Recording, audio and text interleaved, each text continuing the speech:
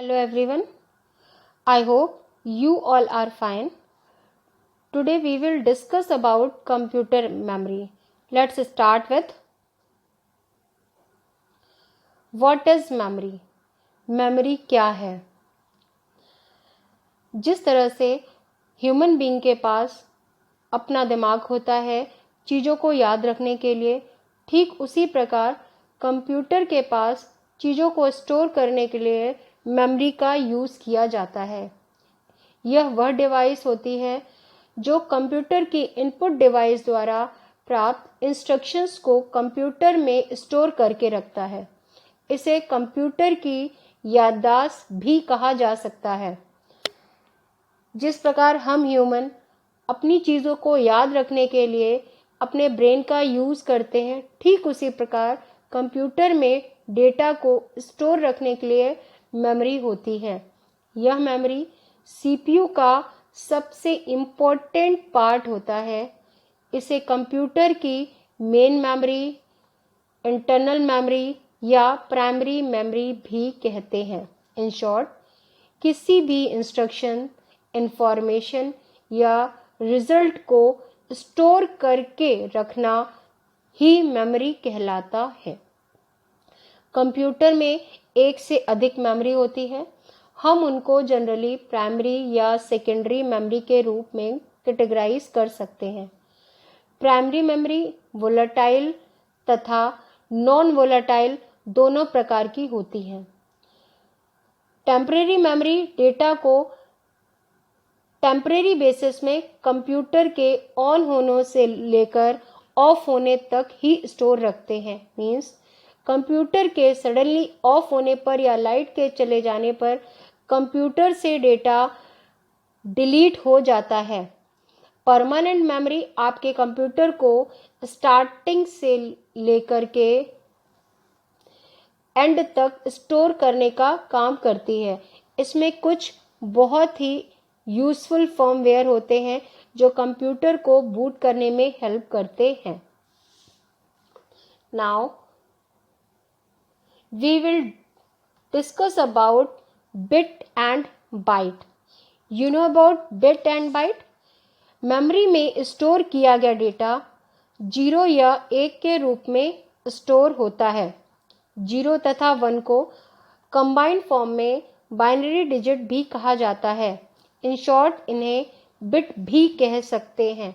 यह bit computer की memory में घेरे गए स्पेस को मेजर करने की सबसे छोटी यूनिट होती है। यहाँ पर हम कुछ यूनिट के बारे में बात करेंगे, जिनमें सबसे पहले आता है bit. 8 bit is equal to 1 byte होता है। ठीक इसी प्रकार 1024 byte is equal to 1 kilobyte, 1024 kilobyte is equal to 1 megabyte, 1024 megabyte is equal to 1 gigabyte, 1024 gigabyte is equal to 1 terabyte. Now we will discuss about types of memory. यहाँ पर हम computer के memory को 2 पार्ट में discuss करेंगे। First one is primary memory and second one is secondary memory. First one, primary memory. Primary memory क्या होती है? Primary memory कंप्यूटर का सबसे इम्पोर्टेंट पार्ट होता है, जहाँ पर डेटा, इंफॉर्मेशन तथा प्रोग्राम एग्जीक्यूशन के दौरान प्रेजेंट होते हैं और आवश्यकता पड़ने पर इमीडिएट वहाँ पर अवेलेबल रहते हैं। यह मेमोरी टेम्परेरी होती है क्योंकि इसमें लिखा हुआ डेटा कंप्यूटर के ऑफ होने या लाइट के जाने के बाद डिलीट हो जाता है। यह प्राइमरी मेमोरी कहलाती है। इसे प्राथमिक मेमोरी या मेन मेमोरी भी कह सकते हैं। यहाँ पर आपके सामने एक चार्ट है जिसके द्वारा हम समझ सकते हैं कि प्राइमरी मेमोरी को कितने पार्ट्स में या किस तरह से कैटेगराइज किया गया है। प्राइमरी मेमोरी को सबसे पहले दो पार्ट में डिवाइड किया गया है, जिसे रैम तथा रोम कहा जाता है। अगेन रैम को दो पार्ट में डिवाइड किया गया है, जिसे हम एस रैम तथा डी रैम कहते हैं। और रोम को भी तीन पार्ट्स में डिवाइड किया गया है, जिसे P ROM, E P ROM, E P ROM कहा जाता है। प्राइमरी मेमोरी दो प्रकार की होती है, रैम एंड रोम। अब हम सबसे पहले रैम के बारे में बात करेंगे। रैम को रैंडम एक्सेस मेमोरी भी कहा जाता है। यह कंप्यूटर की टेम्परेरी मेमोरी होती है। कीबोर्ड या किसी भी इनपुट डिवाइस से इनपुट किया गया डेटा एग्जीक्यूशन के दौरान सबसे पहले रैम में स्टोर किया जाता है और सीपीयू द्वारा आवश्यकता के अनुसार वहां से प्राप्त किया जाता है। रैम में डेटा या प्रोग्राम टेम्परेरी बेसिस पर स्टोर रहता है। कंप्यूटर के ऑफ होने पर या लाइट के चले जाने पर रैम में स्टोर डेटा डिलीट हो जाता है। इसीलिए रैम को वोलेटाइल या टेम्परेरी मेमोरी कहते हैं। रैम की कैपेसिटी या साइज के अकॉर्डिंगली यहाँ पर कई प्रकार की रैम होती हैं। इनमें से हम 4 MB से लेकर के 256 MB तक की रैम को यूज़ कर सकते हैं।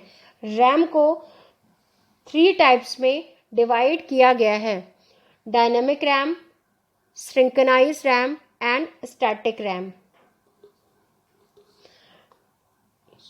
सबसे पहले डायनेमिक रैम। डायनेमिक रैम को शॉर्ट में डी रैम भी कहा जाता है।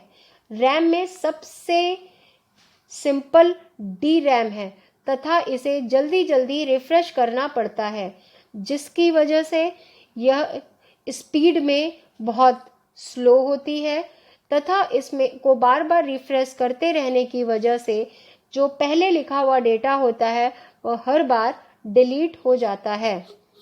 Synchronous RAM. Synchronous RAM D RAM की अपेक्षा फास्ट होती है। इसकी स्पीड भी कंपैरेटिवली तेज होती है। इसकी स्पीड तेज होने के कारण यह सीपीयू की क्लॉक की स्पीड के अकॉर्डिंग रिफ्रेश होती है। इसीलिए डी रैम की कंपैरिजन में डेटा तेजी से ट्रांसफर होता है। Next one, static RAM. Static RAM ऐसी रैम है जो कम रिफ्रेश होती है। कम रिफ्रेश होने के कारण यह डेटा को मेमोरी में ज़्यादा समय तक स्टोर रखता है। डी रैम के कंपैरिजन में एस रैम फास्ट तथा कॉस्टली होती है। नाउ रोम। रोम का पूरा नाम रीड ओनली मेमोरी होता है। यह परमानेंट मेमोरी होती है जिसमें कंप्यूटर के निर्माण के समय प्रोग्राम स्टोर किए जाते हैं। इस मेमोरी में स्टोर प्रोग्राम चेंज या नष्ट नहीं हो सकते हैं, उन्हें केवल रीड किया जा सकता है, इसीलिए यह रीड ओनली मेमोरी कहलाती है। कंप्यूटर का स्विच ऑफ होने के बाद भी रोम में स्टोर डेटा डिलीट नहीं होता है, अतः रोम नॉन वोलेटाइल या परमानेंट मेमोरी कहलाती है। रोम के निम्नलिखित पार्ट होते हैं। First one is P ROM, जिसको प्रोग्रामेबल रीड ओनली मेमोरी कहा जाता है।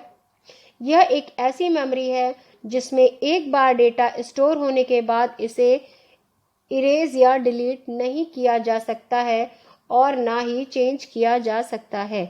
E PROM means erasable programmable read only memory.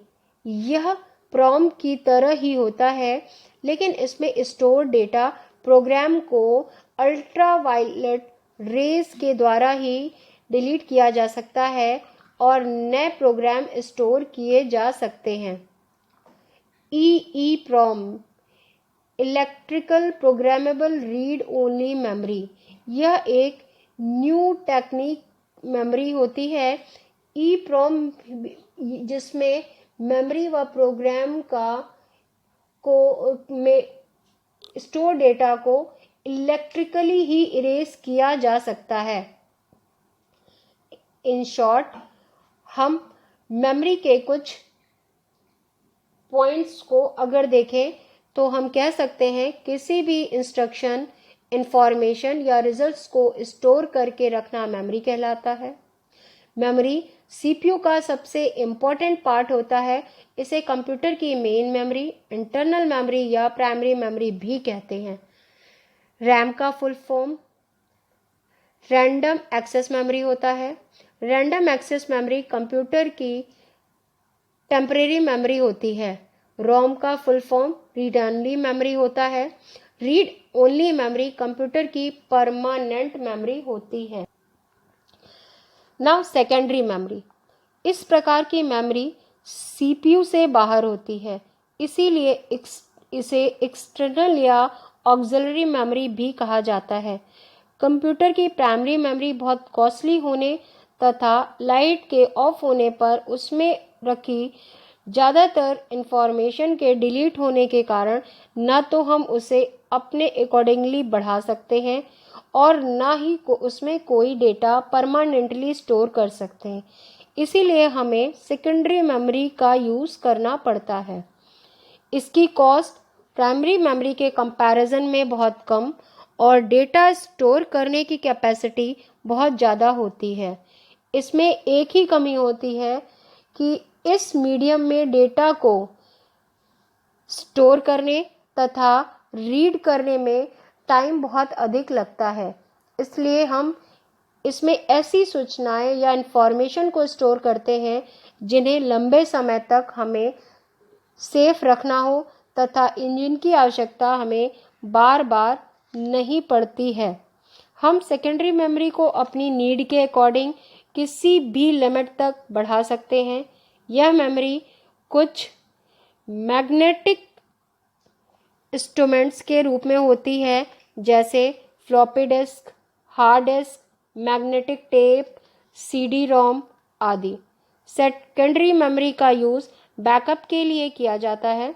जब हम किसी डेटा को इमीडिएट यूज़ नहीं करते हैं तो उसे हम किसी भी मैग्नेटिक मीडियम जैसे फ्लॉपी डिस्क या मैग्नेटिक टेप पर कॉपी करके अलग सेव करके रख देते हैं।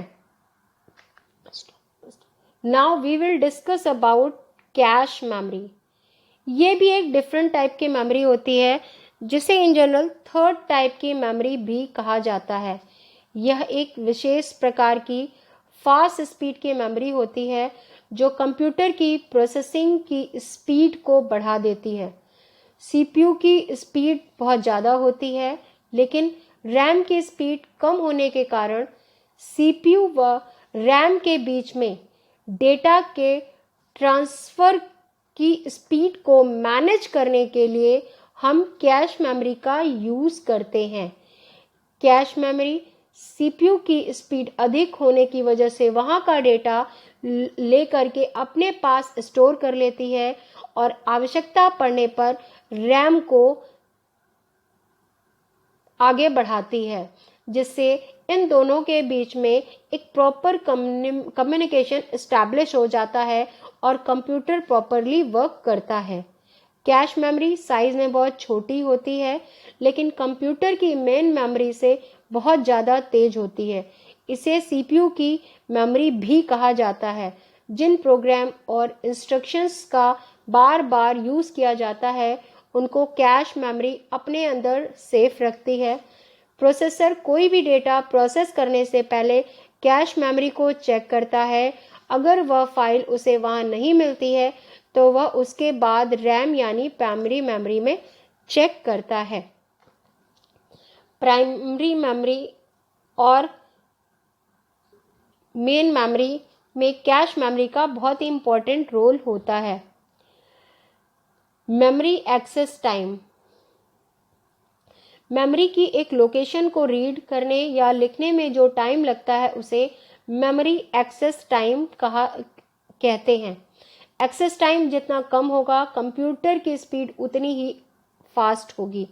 मेमोरी साइकिल टाइम, दो इंडिपेंडेंट वर्क को स्टार्ट करने के बीच का टाइम मेमोरी साइकिल टाइम कहलाता है। Memory cycle time access time से थोड़ा अधिक होता है क्योंकि दो डिफरेंट टास्क को करने के बीच में टाइम डिले होना भी शामिल होता है। Memory cycle time is equal to memory access time plus time delay.